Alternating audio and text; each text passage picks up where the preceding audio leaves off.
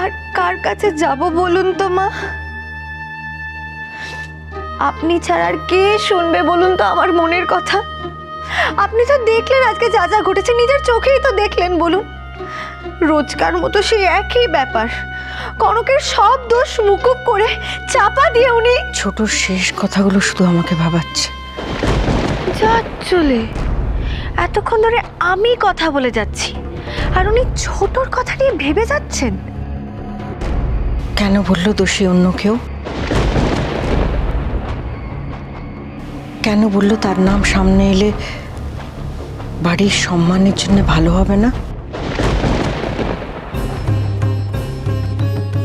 আরে বাবা, আপনি এইটা বুঝতে পারলেন না মা? এইসব হেয়ালি করে আসলে নিয়ে আঙুলটা তো আমার দিকেই তুললেন, তাই না? না না, তা কেন? উফ, ওনাকে কে বোঝাবে? মা, আপনি বড্ড বেশি ভালো মানুষ মা। কেন? ছোট তো বলল ওর হিসেবের গন্ডগোলের জন্যই। আপনার ছোট বললেন আর আপনি সেটা চোখ বন্ধ করে বিশ্বাসও করে নিলেন। এটাই তো প্রবলেম মা। উনি এই সুযোগটা নিয়ে আপনাকে বোকা বানিয়ে নিজেই এ বাড়ির কর্ত্রী হয়ে গেছেন। অনেক রাত হয়েছে ঝিলমিল, সারাদিন অনেক ঝুঁকি গেছে। যাও, তুমি শুয়ে পড়ো।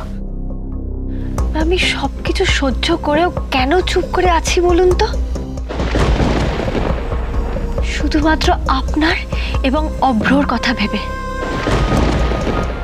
আপনার ছোট তো অনেক বড় বড় কথা বলে গেলেন না, যে অন্যায় যে সহে, অন্যায় যে করে। আমার তো খুব ইচ্ছে করছিল বলি। তোমার যা বলতে ইচ্ছে করছে তুমি আস্তে বলো। কি আর আসতে বলবো মা? একজন বিনা কারণে আমাকে চোরের অপবাদ দেওয়ার চেষ্টা করছিল আর আমি চুপ করে তুমি চুপ করে থাকোনি তো ঝিলমিল। তুমি যথেষ্ট খারাপ ভাবে ছোটর সঙ্গে কথা বলেছো। কি? আমি তোমাকে পরে বলতাম, যেটা ভুল সেটা ভুল। ছোট যদি অন্যায় করে থাকে তোমার উপর আঙুল তুলে, তাহলে তুমিও ভুল করেছো মায়ের মতন একজনের সঙ্গে ওইভাবে কথা বলে। রাখুন আপনি। মা অমন হয় বুঝি? উনি তো খালি হিতোপদেশ দিয়েই যান, কিন্তু নিজেরটুকু সারাক্ষণ যে গুছিয়ে যাচ্ছেন সেটা আপনি দেখেন না। আপনি কি জানেন অভ্রকে অফিসে দাদাভাই একজন সাধারণ স্টাফ ছাড়া আর কিচ্ছু মনে করে না?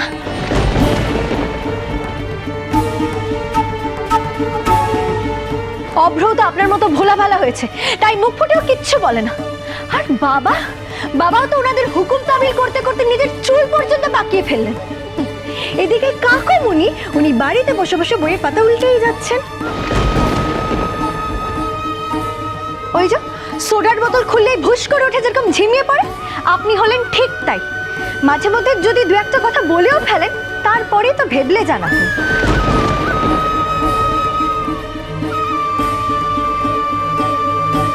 উফ, তুমি না একটা কথা শুরু করলে আর থামতেই চাও না।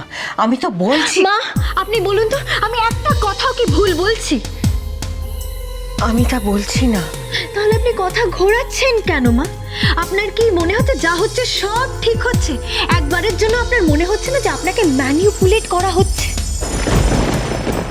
মোদ্দা কথা জাস্ট একটাই, আপনারা আমরা সবাই যদি আমাদের বক্তব্য জোর গলায় না বলি, তাহলে এইভাবেই আমাদের সারাটা জীবন কাটিয়ে ফেলতে হবে মা।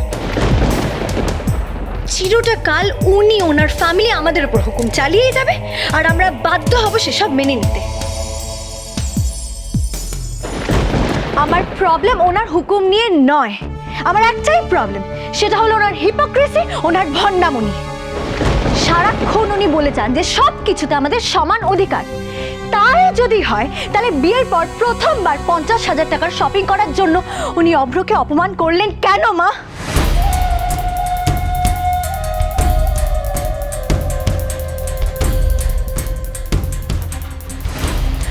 কেন মা? মাত্র কটা টাকার জন্য সবার সামনে আপনার বৌমাকে কথা শুনতে হয় মা? বলুন না মা, কেন কথা শুনতে হয় আমাকে সবসময়? কাঁদে না ঝিলমিল, মন খারাপ করো না। বসো তো, বসো এখানে, বসো। দেখি না, চোখের জল ফেলতে নেই। আপনারা যদি আমাকে একটু সাপোর্ট করেন তাহলে আমি একাই প্রোটেস্ট করতে পারি, কিন্তু আসল সময় তো আপনিও চুপ করে যান মা। এটা আমার ভুল, আমি জানি। আমি পারি না, কিন্তু আমি তো নিজের মতন করে ছোটকে বোঝাবার চেষ্টা করি। তাতে কি লাভটা হয় মা? আচ্ছা ঠিক আছে, উনি যেরকম আমার সাথে ব্যবহার করেন আপনি একবার কনকের সাথে সেম ব্যবহার করে দেখুন তো উনি কি বলেন। আমার কষ্ট হচ্ছিল মা, আপনি তো আমার মা, তাই আপনার কাছে এসে একটু হালকা হলাম। আমি জানি এরপরে ওই একই ঘটনা ঘটবে, কিন্তু তাও আমি। আর ঘটবে না ঝিলমিল, আমি বলছি। যাক, ভালোই উস্কে দিয়েছি। এবার এমন যুদ্ধ বাঁধাবো যে মিসেস ইন্দিরা চৌধুরী আর পালানোর পথ পাবে না। অনেক রাত হয়েছে মা, আপনি শুয়ে পড়ুন, আমি আসি।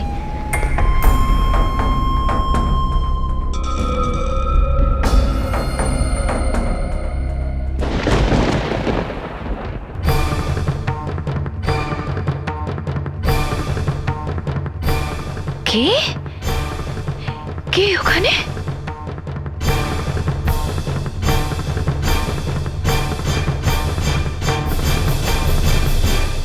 না না, মানে বিজনেস নিয়ে অ্যাকচুয়ালি কয়েকটা নতুন প্রজেক্ট নিয়ে তোমার সাথে কথা বলার ছিল।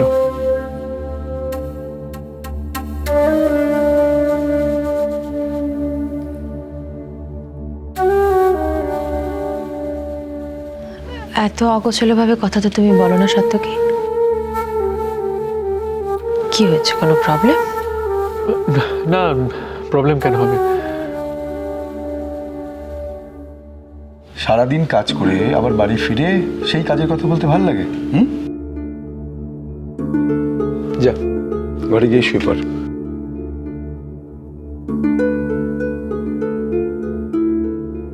ঠিক আছে, আমি তাহলে কালকেই।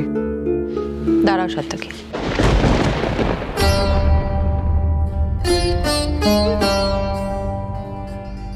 তুমি কি আজকের ব্যাপারটা নিয়ে কিছু ভাবছো? সাত্তকী, আমি ওখানে তোমাকে কোনো কথা বলতে দিইনি, কারণ অত প্রবলেমের মধ্যে তুমি যদি রিয়্যাক্ট করতে তাহলে খারাপ হতো।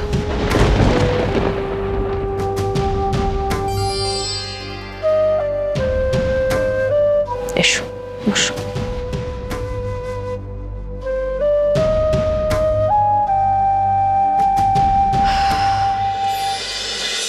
আমি জানি সাত্তকী তুমি কনককে কতটা ভালোবাসো, আর এটাও ঠিক এখন কনকের অসম্মান মানে তোমারও অসম্মান। তবে আমি শুধু ভাবছিলাম আমাদের বাড়িতে যেন দয়ানন্দ বাবুর কোনো রকম অসম্মান না হয়। দোষ যে করেছে তাকে আমি শাস্তি দিতে পারতাম, কিন্তু কেন দিইনি সেটা আমার মনে হয় তুমি বুঝতে পেরেছ। কনকের উপর আমার রাগ হয়, রাগ হয় শুধুমাত্র ওর মেনে নেওয়ার জন্য। তবে সাত্তকী, আমি তোমাকে এটাও বলতে পারি, কনকের মতন মেয়ে হাজারে নয় লাখে একটা হয়। সংখ্যাটা কোটিও ছাড়াতে পারে। তুই অবশ্য আমার থেকে ভালো জানবি।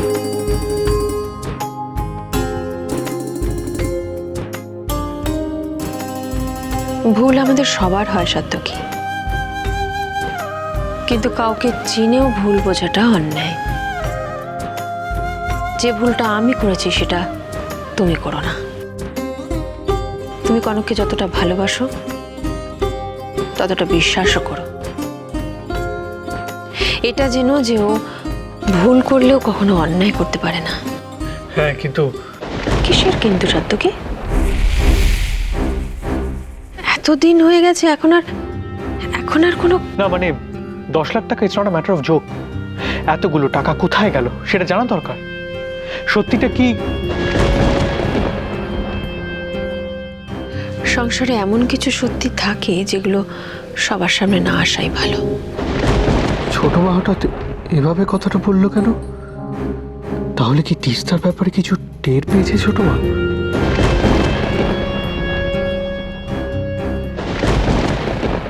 তুমি বসে পড়ো, আমাদের সাথে খেয়ে নাও। আমি এসব খাবো না, আজ তো আমার সংযম। এ মা, এ কি? এ বাবা, এটা তো ডিম। এটা কে আনিয়েছে তুমি জানো? এটা তো খাবারের বিল। সবাই ডিনার করেছে? না ছোট বৌদি।